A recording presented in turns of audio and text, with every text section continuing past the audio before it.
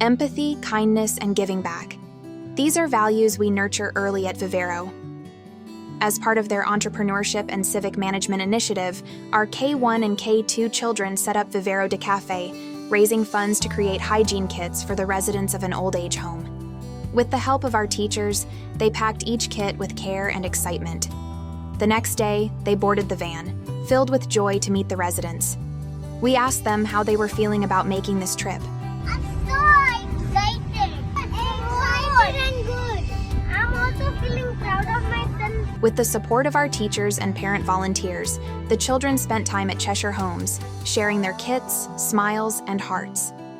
It was a day filled with warmth, laughter, and meaningful connections.